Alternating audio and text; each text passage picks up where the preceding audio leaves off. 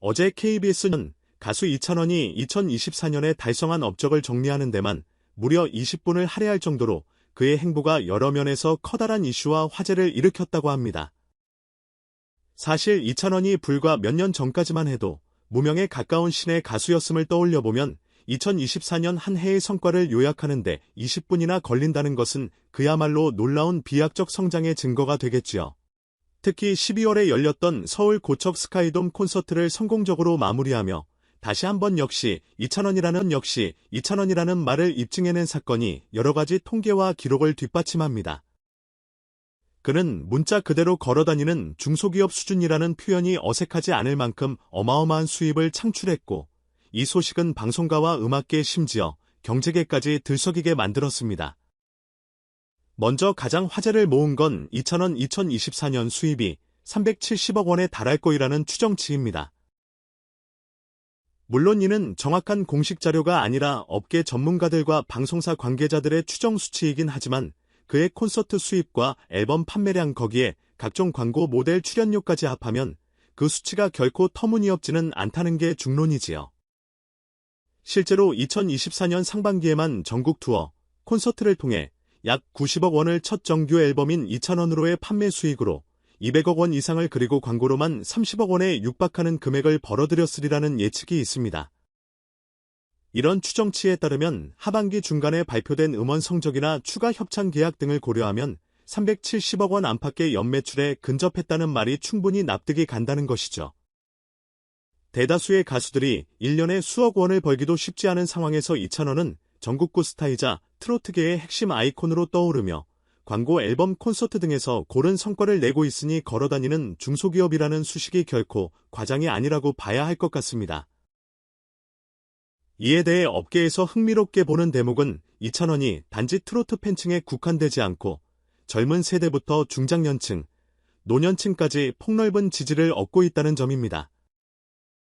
예전에는 트로트 하면 장년층 이상의 시청자와 청취자들이 주류로 꼽혔지만 이찬원의 노래는 멜론이나 지니, 벅스 같은 음원 사이트에서 10대, 20대 사용자의 재생 목록에도 자주 올라온다고 합니다. 또 전국 투어, 콘서트 현장을 보면 젊은 남성 팬이나 가족 단위 관객도 쉽게 눈에 띈다니까요. 이런 다양성이 이찬원의 매출 구조를 더욱 탄탄하게 만들어주고 있고, 콘서트 티켓 파워가 믿기 어려울 정도로 강력해서 예매 사이트 오픈과 동시에 수만석이 순식간에 매진되는 사례도 빈번히 목격됩니다. 더구나 12월 고척 스카이돔 공연에서는 무대 규모나 음향, 조명 등 총투자비가 상당했음에도 티켓 파워가 이를 상쇄하고도 남았다는 평가가 있을 정도입니다. 광고주들 역시 이찬원을 향해 문을 활짝 열어놓는 분위기라고 합니다. 보통 이른바 톱스타급 연예인만 맡았던 굵직한 광고들이 줄줄이 그의 품으로 들어갔는데 어떤 건 화장품, 패션, 자동차, 금융, 통신 등 업종을 가리지 않고 섭외가 이루어지고 있다고 해요. 이를 두고 기사에서는 훤칠한 키와 트렌디하면서도 정갈한 비주얼이 광고계에서도 통한다고 분석합니다. 한때 트로트 가수가 대형 광고에 기용되는 일이 드문 시절도 있었지만 이찬원이란 이름 석자가 붙으면 매출이 껑충 뛴다는 소문이 퍼지면서 업계 전체가 그를 모시고 싶어 한다는 거죠.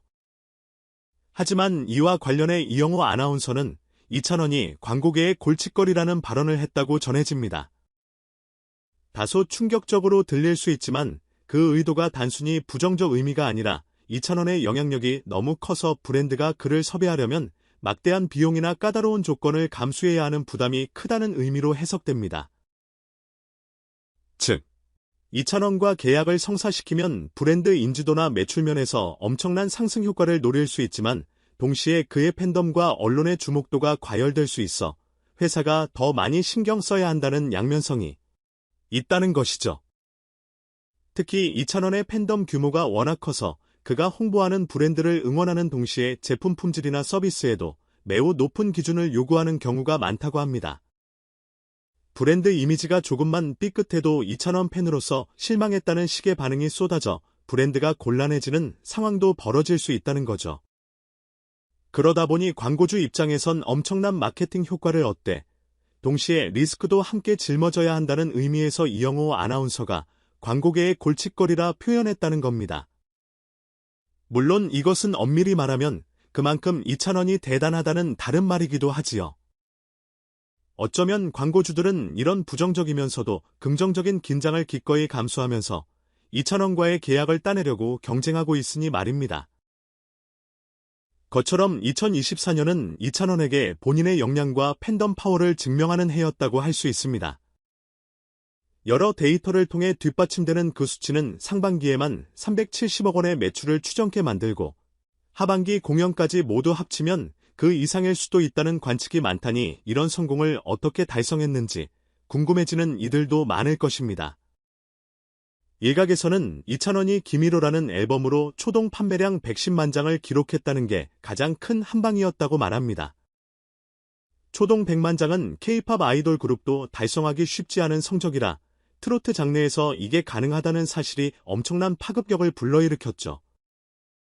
그 뒤로도 음원 차트 1위, 콘서트 매진 행렬, 광고 러브콜이 줄지어 이어졌으니 그가 2024년을 평생 못 잊을 해로 기록할 만하다고 한 인터뷰에서 밝혔다 해도 전혀 놀랍지 않은 일입니다.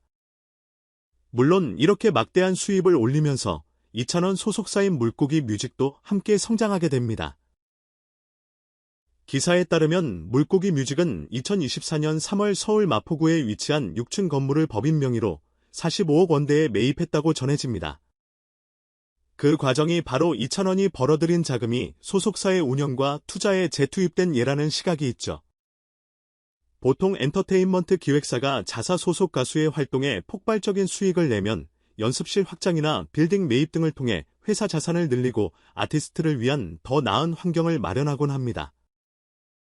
그리고 물고기 뮤직은 신정훈 대표가 2,000원을 발굴해 차린 기획사로 현재까지 2,000원만 소속되어 있는 것으로 유명합니다. 회사 전체가 오직 2,000원이라는 아티스트 한 명에 집중하는 셈이니 그의 수익이 곧 회사 자산에 고스란히 반영된다고 봐도 무방하지 않을까요? 2,000원 입장에서도 소속사와 함께 상생하는 전략이 장기적으로는 본인에게도 이득일 겁니다.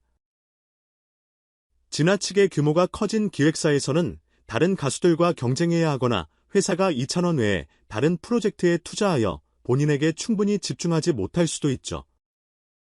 하지만 물고기 뮤직은 2,000원에게 집중된 구조이니 그에게 좋은 스케줄, 좋은 곡, 좋은 무대를 마련하기 위해 전사적으로 노력을 기울인다는 것입니다. 이러니 2,000원 역시 자신이 이룬 수익을 소속사와 공고히 협업해 건물 매입 등 자산 확충을 지원함으로써 안정적인 미래 기반을 닦는 그림이 되어가는 것이겠죠. 실제로 신정은 대표와 2,000원의 관계가 단순 비즈니스를 넘어 거의 가족 같은 케미를 보여주는 일화가 적지 않게 전해진다고 합니다. 이를테면 2,000원이 회사에 필요한 건 뭐든 마련해주고 회사는 2,000원의 활동에 전폭적으로 서포트한다는 식이죠. 이 와중에 2,000원이 2024년에 달성한 것들은 그의 개인 브랜드 평판지수를 200%까지 끌어올렸다는 분석도 잇따라 나옵니다. 여기서 브랜드 평판지수라 함은 포털 검색량, 커뮤니티 언급량, 뉴스 기사 노출, 유튜브 조회수 등 다양한 매트릭스를 합산해 해당 스타가 대중에게 얼마나 화제를 몰고 다니는지를 지표화한 개념입니다. 2024년 한 해를 돌이켜봤을 때 2,000원은 여러 오디션 프로그램 출신 가수 중에서도 압도적 1위를 찍었다고 하니 그 파급력이 단순히 매출이나 콘서트 흥행에만 그치지 않고 인터넷과 미디어 전반에 막대한 영향을 미쳤다는 의미이겠죠. 이처럼 호응이 커지면 다음 해 그의 행보에 대한 기대감이 훨씬 더 커지는 건 당연합니다. 그런데 이 와중에 이영호 아나운서가 2,000원을 두고 광고계 골칫거리라며 충격적인 발언을 했다는 대목이 다시 회자됩니다. 앞서 언급했듯 이건 정말로 부정적이라기보다는 2,000원의 가치가 너무 높아. 광고주가 그를 모시려면 비용과 요구 조건이 크다. 또 팬덤 역시 민감하게 반응하기에 브랜드가 부담을 느끼는 측면이 있다는 뜻으로 풀이되는 거죠. 여러 광고주들이 2,000원이라는 이름값을 통해 매출을 끌어올릴 수 있다는 걸 분명히 알지만 그만큼 2,000원이 원하는 수준의 대우와 팬들이 기대하는 이미지 관리를 충족해야 하므로 절대 만만치 않은 협상이 될 것이라는 거랍니다. 예컨대 2,000원이 광고를 찍는 브랜드가 음원이나 공연 티켓 이벤트를 제대로 준비하지 않으면 팬들이 어디 그 정도밖에 못하느냐며 비판할 수도 있고, 기업이 예상치 못한 홍보 비용을 추가로 지출해야 할 수도 있다고 합니다. 하지만 그만큼 홍보 효과가 확실하니 대형 기업들은 적극적으로 이찬원을 찾는다고 하네요. 한편 모스키노가 이찬원의 내이 해외 콘서트 의상을 협찬한다는 이야기가 KBS 보도를 통해 드러났다는 점도 상당히 인상적입니다. 트로트 가수가 해외 공연을 가는 것도 예전엔 흔치 않았지만 이찬원이 내이 같은 글로벌 무대를 염두에 두고 의상을 갖춰 입는다면 그것은 트로트가 한류의 한 갈래로서 전 세계로 뻗어간다는 메시지를 의미할 수도 있습니다. 그리고 모스키노 같은 해외 고급 패션 브랜드가 이찬원에게 협찬을 하고 싶어 한다면 이는 아이돌 스타들에게만 국한된 패션 협찬 시장이 트로트 쪽으로도 확장되고 있음을 방증하겠죠. 실제로 미국이나 유럽 콘서트에 이찬원을 보러 가는 팬들의 후기 중에 현지인들도 그의 무대를 인상 깊어했다라는 증언이 늘어나고 있으니 어쩌면 이찬원이라는 존재가 본인도 모르는 새 전 세계의 이목을 한층 더 받게 되는 날이 올지도 모르겠습니다. KBS가 이런 정보를 전하면서 새로운 팬들이 세계적인 아티스트 이찬원을 이해하는데 도움이 될 것이라는 말을 한 건 이찬원이 단지 국내 스타가 아니라 국제적 스타로도 발전할 가능성을 열어두고 있다는 언급으로 들립니다. 이미 K-팝 아이돌 그룹들이 해외 시장을 적극 공략하는 시대이니 그 무대에 트로트 계열의 이찬원이 합류한다고 해도 그리 이상한 시나리오는 아니지요.